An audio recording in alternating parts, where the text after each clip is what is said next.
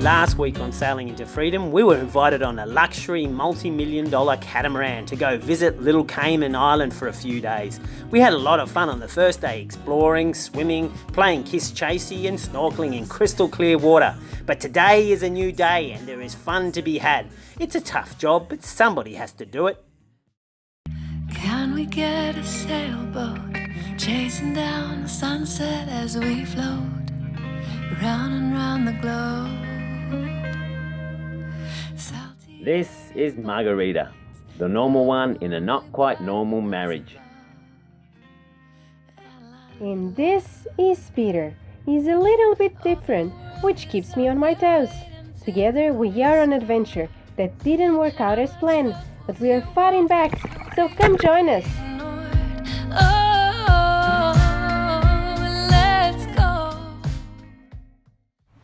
We are travelling to a new spot on Little Cayman where it should be a bit calmer, so I can fix the runaway door to the bow thruster.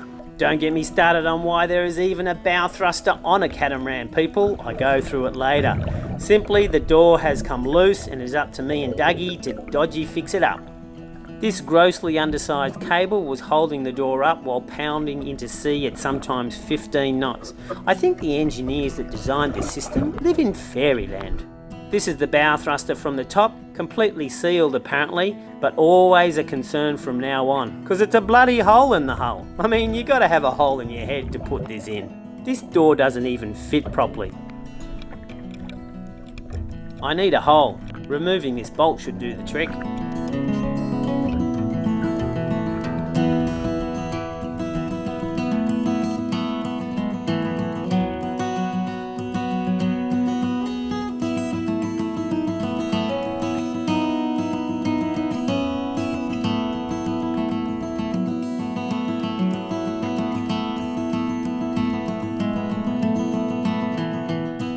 The idea is that the rope tied around the drum and also to the door, when the drum goes up, so will the door.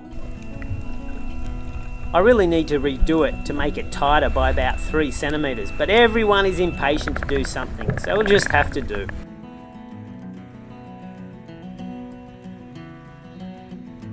We are now heading to town.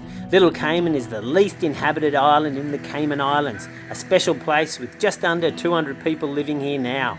It is a super laid-back island that is home to the blue iguanas and a sanctuary to marine life and also birds. And these are all the people that lived here when they erected this monument.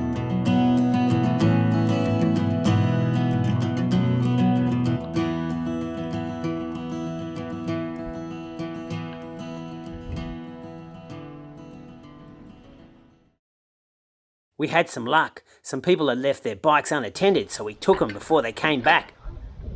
How do I stop you?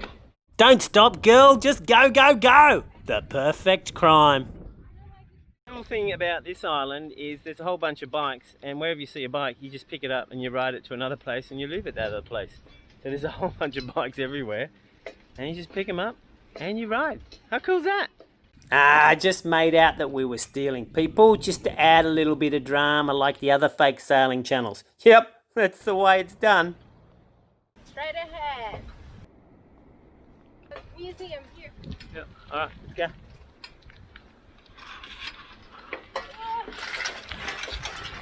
Oh, Jesus.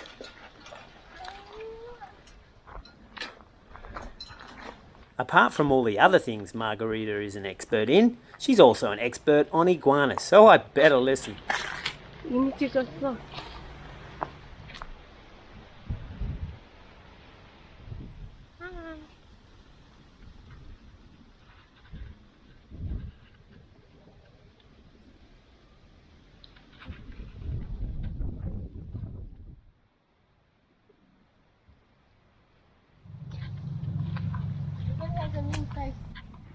Be careful.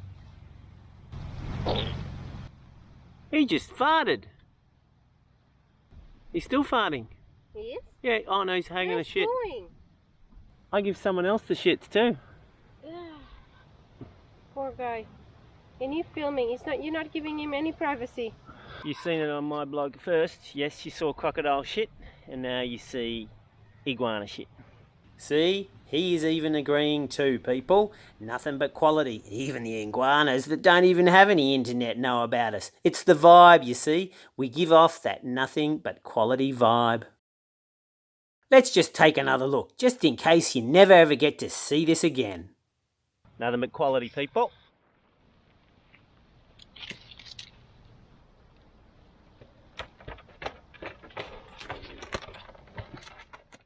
Look at that monster there. It's coming. That's a bit harsh. He's doing his best. He's kicking the other one out.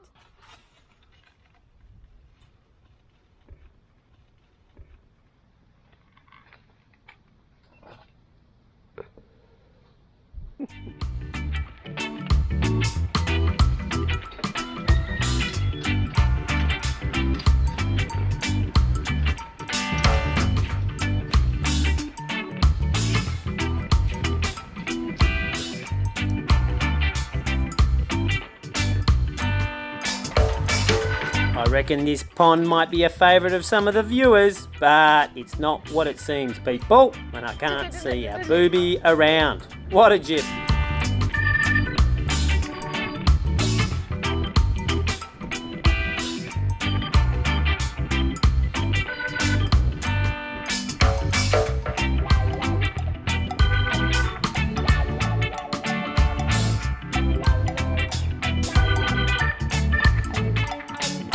Every time we go bike riding, it always makes me smile. We always have a lot of difficulty finding a bike that Margarita can touch the ground on.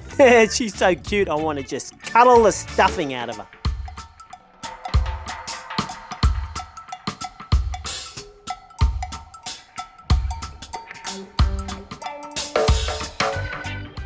We're gonna meet David and John there here at the restaurant.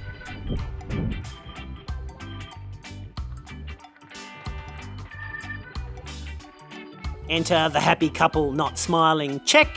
Okay, start smiling. I hate this fake sort of smiling rubbish. Last time I pulled a muscle in my bloody face. It was the perfect Margarita day. Waking up in a luxury catamaran, great breakfast, riding bikes, seeing shit and nice photos. Just perfect. For me, it was less than perfect. I mean, all day I hadn't killed a single thing. Mind you, David is still going on about how good Vagabond is and how we suck. So I guess it might turn out to be the perfect day for me too. Hey David, come and check out this sunset. It's cool. You can talk about Vagabond if you want.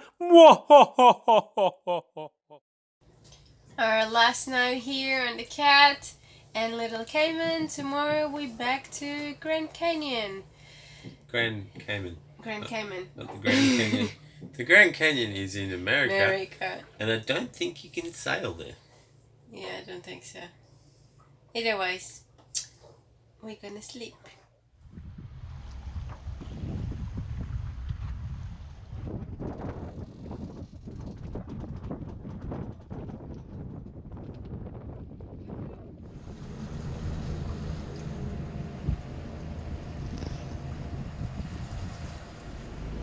You good?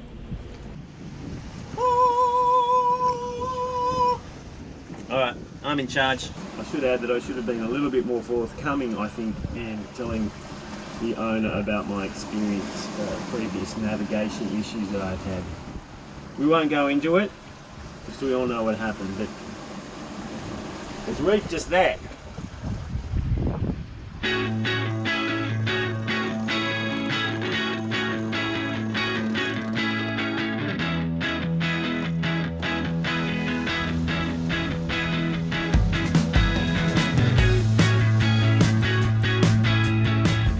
How you feeling? A bit chilly. You feel sick? No. Bloody good.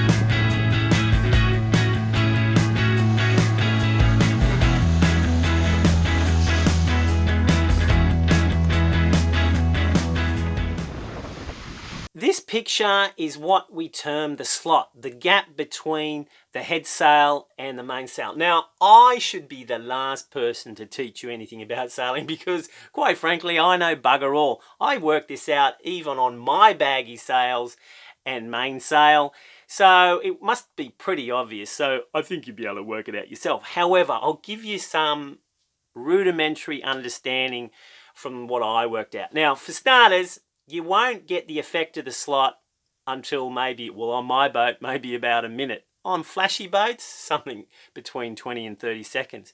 And if you get it just right, you can actually sheet your main in more and you can go to windward better because the jib actually redirects the flow. Now, let's just say the jib is attacking the wind at 40 degrees. By the time the wind has moved around the jib and thrown out the arse of it, it's now at, say, 20 degrees. And so the wind that you get on the mainsail is now basically at 20 degrees. It's actually a combination of 20 degrees and also the wind hitting it. But the net effect is you can actually sheet the main in and go more powerfully to windward. Now, the whole idea of the slot is, let's say the amount of force you get from the heady by itself is, say, 10. And let's say the amount of force you get from the mainsail is 20. If you get it just right, you'd think, 10 plus 20, you'd get an overall combination of 30, whatever that is. But in actual fact, it'd be something like 33. The combined effect of both of them is more than the sum of both. So if you get the slot right and you can feel it and you just sit there and do this. Not hang a shit, but just try and work it out. And you will work out after 30 seconds or maybe a minute and you'll get more power and you'll go into windward better.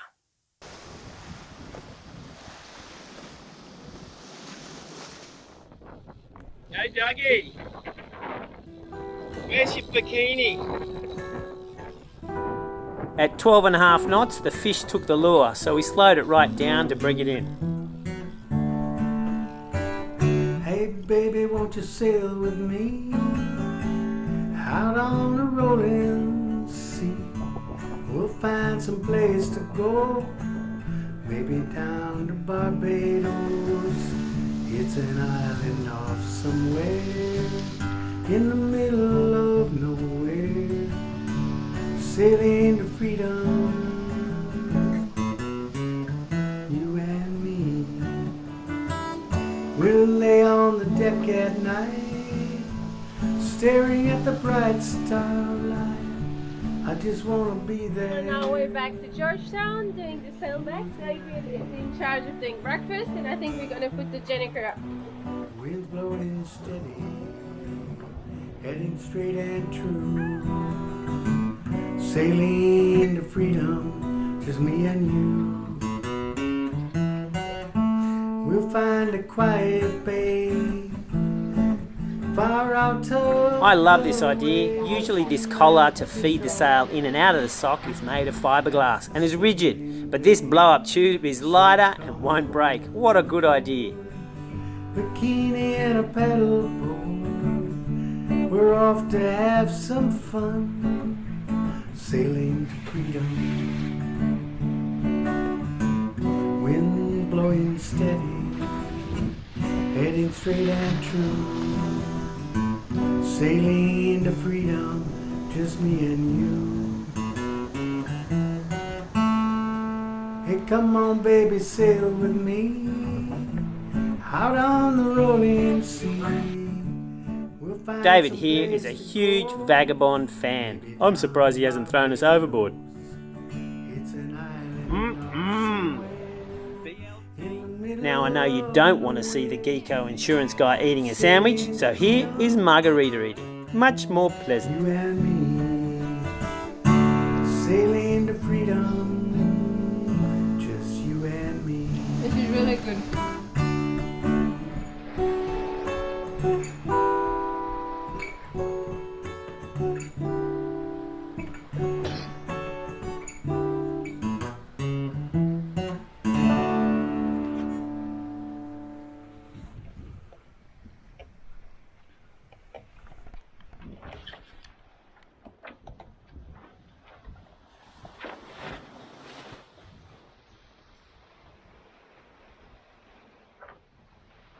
I personally like to sheet in the sail and release the tack to bring in the gennaker. If you think about it, it's much easier to pull down the sock because the sail is not all out front since the sheet is holding it back.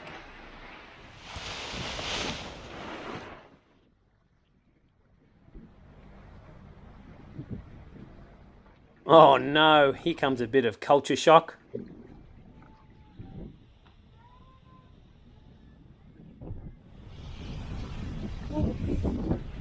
Sounds like I'm happy to be home.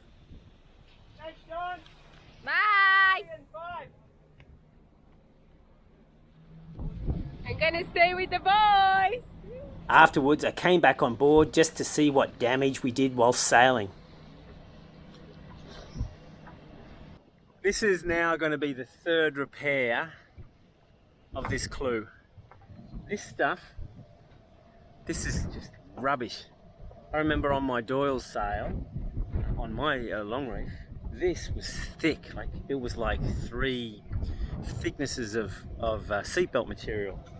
Like it was stiff, and it never went anywhere. And look at this. Like he's got 100 stitches in it. It's very poor, very, very poor. And that was a repair. So you'd think that they would do a better job. No one gives a stuff anymore. Yeah, g'day people, it's just me. The lovely Margarita's not going to be sitting here because I'm going to yak on about a few things, and I think she'd be hard-pressed keeping that beautiful smile, a smile of hers working for that period of time. Gee, it's hard for me to do it for like 3 seconds. Anyway, look, I must apologise for my red eyes. Sorry, I have been up unbelievably... an unbelievable amount of hours just trying to get these videos done. It's just crazy, and I'm slow, and it's taking me like 100 hours, maybe even more, to do a 27-minute video, and I'm just trying to get them out. It's just crazy. It's really crazy. But apart from that, now what I wanted to discuss first is the bow thruster on the catamaran. Now look, I'm calmed down and I haven't had much sleep, so I'm a bit exhausted, so I'm not going to go crazy.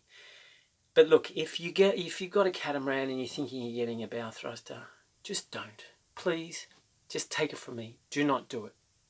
Catamarans need to be light. They need to be loved. And as soon as you put a 20 or 30 kilogram, because you know, whenever you put in all the frame and everything like that, it's probably going to be upwards of 30 kilos, which is forward of the mast, on one side of the boat. And you cut a hole in a perfectly good hull. I mean, I don't even see the sense in it. Look, driving a catamaran, it's like a tank, you know, forward in starboard motor, you know, reverse in port motor, and you're just basically going to spin literally on your center.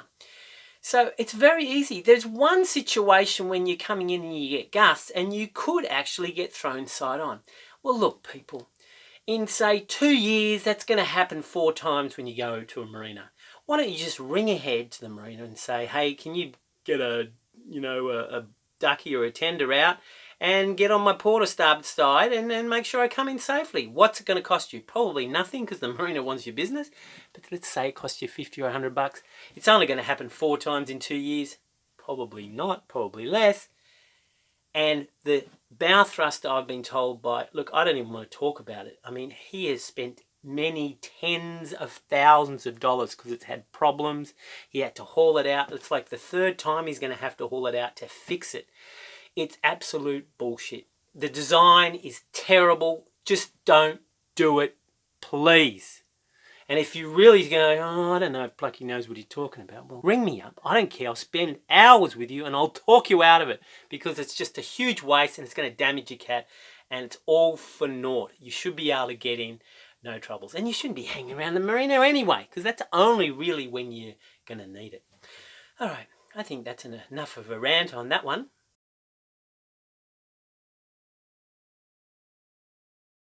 Now this bit is about people that are going to be buying a catamaran in the next year. I was going to do a whole episode on this, and I ought to, but it might take a while for me to get that out because we've got so many issues at the moment that my time's getting taken up. So maybe this will flag some issues that people do some research and actually make a wise decision, because a lot of people out there are not making wise decisions when it comes to buying these catamarans at the moment. These catamarans at the moment are not ocean-going catamarans at all. Some are, but most that I see are not. Now, yes, some people are sailing across the Pacific, the Atlantic, the Indian, and getting away with it. But when the shit hits the fan, I think at the moment there's a catamaran missing off East Africa, and I heard about it and I went, I bet you I know what type of catamaran it is. And I drew a little picture because I wanted to feel proud of myself. I drew a little picture and guess what? I was spot on, people. Look, let's reduce it to three things. There's more, but let's reduce it to three things. Underhull clearance or bridge deck clearance. That's the distance between your floor or the bottom part of your floor and the water. So between the hulls, there's the flat bit that goes across the bridge deck and the water. You want that to be as much as possible. You don't want it too much because then your cat's going to sit too proud. But it should be, for example, on a 42-foot catamaran, say 750 or 800 mil. That's millimeters. So that's almost a yard in the old school. So that's quite a big distance. Now, a lot of the catamarans now do not have that. I would suggest if you can get 800, 900 or 1,000, what would be best, because you're going to get less slamming. Now, the next issue is beam. These catamarans I'm seeing now, there's just no beam. Now, it's true, the bigger the catamaran you get, there's inherent stability just on size, so you can reduce the ratio of beam to length. Usually it's like 50%. I don't agree on 50%. I think it should be more than 50%. Long reef was like 0.6. But the bigger ones, they can get below 50%. Oh, I still don't agree with that. I would like a big beam. But on, say, people are going to buy cats nowadays to cruise around with their lovely, lovely wife, would be looking at 42 to, say, 48 feet. I would be going a bit more beam, okay? So a bit more than 50%, okay? That would be beam to length ratio of more than 50%. I think you're going to be hard-pressed to find a catamaran like that, but that's what I would do. The other thing is, and I just don't get it, what the hell is this obsession with them putting themselves, so it's not a sports fishing boat. These catamarans, they've got these little cockpits up the top. And because you've got them up the top, I mean, number one, you're not in the cockpit, you're nowhere near the sheets for the main or anything. You're sitting up there like a dick. Let's face it, you're a dick. And you're out of touch. You have to start yelling at people to do something, where instead you could be, if you're on the lower deck, you could have a hand on the helm and your hand on the main sheet, ready to throw it off if you're going to go over. I mean, it's silly. But the really silly thing is the boom has to sit higher. And these little cockpit things that sit up high, cup polars almost, the boom has to go over that, and they're sitting high as well. So this boom is like 5 or 6 meters above the water. The center of effort of a sail is starting to get too high. The mast still hasn't gone higher to replace that sail area that's lost. So the cat now has reduced its speed capability because it's got less sail. It's increased its instability because the center of effort's higher. I mean, the benefit of a cat is speed. You know, look, there's this big discussion about monohulls and catamarans, which is safer. But look, if you're out at sea for less time, you are going to be safer. So don't make your catamaran into basically 2 monohulls with some planks of wood across it, because basically that's what a lot of them are. And they sail terribly. They're sailing at 5 knots across the Pacific. That's not what a cat should be sailing at. It should be at least 8, probably 10 to 12. I mean, if you're really good and you have good helmsmen, you can be so safe you can ride one pressure system the whole way across the Pacific or the ocean. You can be on almost one wave, probably not, but only a few waves, because you're going to go as fast as the system. There's your benefit. So please, look at the hulls. Look at it from the back and the front and go, gee, that's a bit tubby. Look at the bridge deck clearance and look at the boom. If they're, I'm sorry to say, but most of the cats are poor in all regards. So anyway, so long as I flagged it for you, you can do your own research and make sure you buy something that's safe and for the job at hand. Look, if you're just going to sail around the Caribbean, well, yeah, you could have anything. You could get these big drums, those blue drums, water drums. You get 100 of those timed together and stick a sail on it. It'd be just as good, and it'd be cheap. Don't forget to press like, subscribe, and the bell button, and we'll see you next week.